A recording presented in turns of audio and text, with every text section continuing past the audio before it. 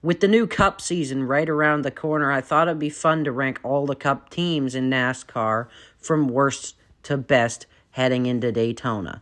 Now, obviously, we won't actually know who the top Cup teams are until we reach about the third race at COTA, but I still think it would be fun to give my opinion to see where these teams will pan out in the long run. Who do I think is going to be good? Who do I think is going to have a bad year? Who do I think is going to be a sleeper? Underdogs, upsets, etc. The worst team heading into 2025 full-time, Legacy Motor Club. Honestly, I think we all saw this one coming. They've been the slowest guys of all the full-time teams for the past few years. And honestly, the sad thing is it's not even like their drivers suck. They hire the drivers do shit, and then they bring the driver to another team, and they do just fine. I think it's a mix of fundamental problems with the Legacy Motor Club and poor management, as well as just not very well-made equipment. I think their equipment quality has declined slowly but steadily over the last few years, and this is really unfortunate because two seven-time champions managed them. Yeah, I can't see them getting any better. I just think they're incompetent. At number 13, we have Childress. After last year, it's fairly obvious Kyle Busch is searching for a way out. Understandable. A two-time Cup champ shouldn't be running 30th on a regular basis. This team is painfully slow. Slower than the team with 6 titles should be. Austin Dillon has continued to contribute very little, and I don't see them getting any better unless Kyle Busch can win the Daytona 500 or Richard stops goofing off at Trump rallies.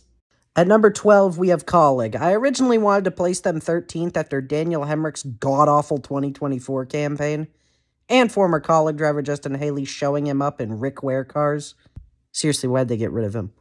But then I remembered that Colleague part-time cars were actually good. Van Gisbergen was half a lap from winning at Watkins Glen until Buescher pulled the pass of the century on him, and he also got a pole in the 13. The 13 was also bad fast at Talladega and COTA with Allmendinger behind the wheel. And now that Allmendinger is returning to Cup, there's some hope for Colleague. That being said, though, Ty Dillon is not the right choice for a second entry. In the 11th spot, we have Haas Factory. They've got everything going against them. Declining performance, loss of sponsors, loss of funds, and most importantly, loss of the guy that gave them success in the first place. But I don't think it's going to be as bad as you may think. Gene Haas has been in this game a while now. He's expanded to F1 where Nico Hulkenberg had a stellar 2024, and he now has longtime driver Cole Custer with him. Now, while Custer's Cup tenure was an overall failure, he still is a solid driver who's been affiliated or driving for Haas for around 10 years by now. And remember, he is a Cup winner and an Xfinity Series champion. I expect these guys to run 18th through 22nd on an average day.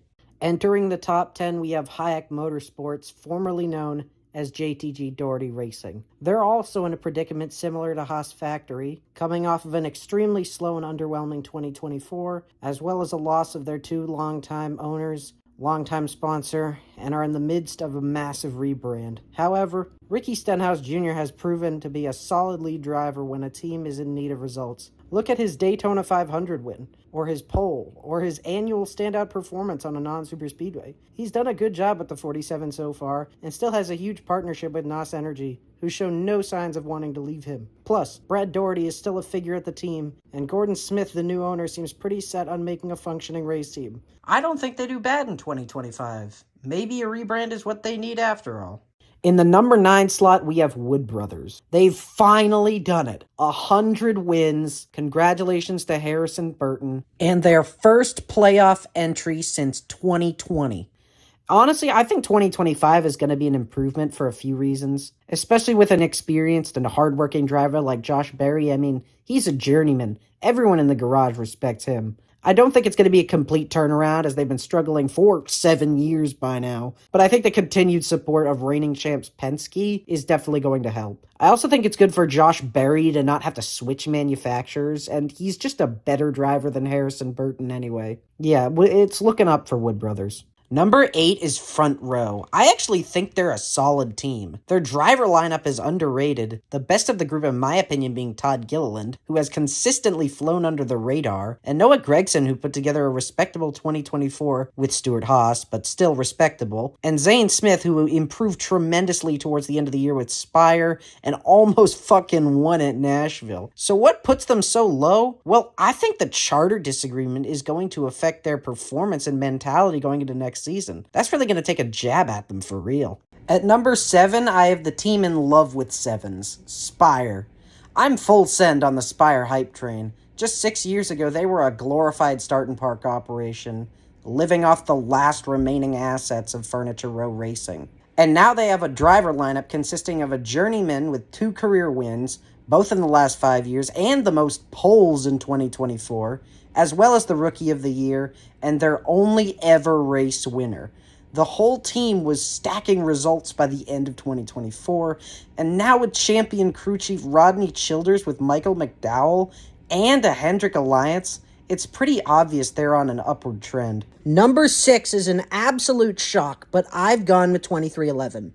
Yeah, they made the championship 4 and won the regular season championship with Tyler Reddick. And Bubba Wallace is a playoff contender who on his day is the guy to beat. However, there's 2 reasons I put them this low on the list.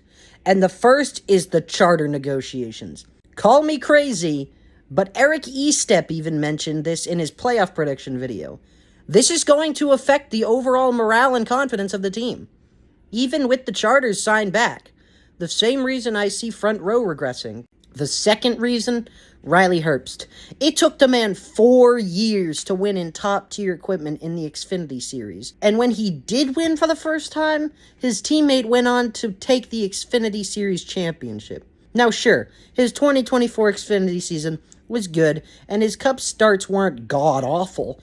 But I can't see him stringing together a season on par with the other 2 drivers of this team. Starting the top 5, we have RFK Racing. With Buescher and Keselowski both winning in 2024, it's safe to say that RFK is back on their game. Buescher had a great 2024 and pulled off one of the greatest passes of all time to win, as previously mentioned, and I don't care what the NBC announcers want to remind me of. Keselowski is finally back, and even their part-time entry came close to winning in Chicago with Joey Hand. And they have Kroger now, so are there downsides? Yes, Ryan Preece. A lot of people are hyped about Preece, but I can't see it. He got rinsed by Stenhouse at JTG, who, may I remind you, literally got kicked out of a Roush seat. Then he got beat by most of his Stuart Haas teammates. He might shock the world as well as me, but right now I'm cynical of my fellow New Englander. In 4th, we have the team I consider to be RFK's Chevy equivalent in performance, Trackhouse Racing. Like Buescher, Ross Chastain had a really good season, despite what the NBC booth will say. Daniel Suarez carried the Trackhouse banner in the playoffs, making the round of 12. But neither of these 2 are as exciting to me as the Tuatara himself, Shane Van Gisbergen. NASCAR's best ringer at the moment. He's only just unlocking his potential. I can see at least 2 Trackhouse cars making the playoffs, if not all 3. Beginning the podium places, I've got the team that just won their 3rd consecutive championship, Penske. Why are we talking about a Kansas City Chiefs three-peat when Penske has already done it? Ryan Blaney continues to stack up multi-win seasons. Joey Logano continues to take every advantage of the playoffs and even years he can. And Austin Cindric actually won a race again. If this were based on playoff performance, Penske would be number 1. However, it's not. And we're not rewriting history here. Joey Logano was still trash in 2024. Add to that, Cindric is basically a non-factor every weekend, and is more used to racing Michael McDowell than his actual teammates. So Blaney is really their biggest hope. Still, expect a Penske car in the Championship 4 once again. In 2nd, we have the team with probably the most consistently good driver lineup in the whole series, Joe Gibbs Racing. Denny Hamlin is still winning at 40, Chase Briscoe just came off an epic Southern 500 victory, and now has a massive equipment upgrade. Christopher Bell is a top 3 driver, clutch god, good at every track, every type of racetrack, and a title threat every year. Ty Gibbs is one of the most consistent drivers in the field. How he hasn't won yet is beyond me. Joe Gibbs has great equipment, and I expect all 4 drivers not just to make the playoffs, but the round of 12 as well. And the best team heading into 2025, unsurprisingly, has to be Hendrick Motorsports. Pretty sure everyone expected this. Kyle Larson is the best driver in the series. William Byron has become a title threat every year. Chase Elliott is back and had the best average finish of any full-time driver in 2024. And Bowman almost gave Hendrick a full round of 8 lockout after a great win in Chicago and a great season overall. In terms of funds, they're the best. In terms of facilities, they kill everyone. In terms of engineers and personnel, they're the best at that too. Yeah, these guys are the top dogs. Last remaining information, I'm probably going to be publishing this video after the Clash, or before around the Clash. I recorded some of it after Clash qualifying and heat races, but I tried not to let that affect my outcome of the takes because I'd already started, planning a while back. So, yeah, that should not really affect it. So that is my take on the 2024 full-time Cup Series teams. If you want to see my ranking of the part-time teams, I'll just put it on the screen right now. Thank you so much for watching this video.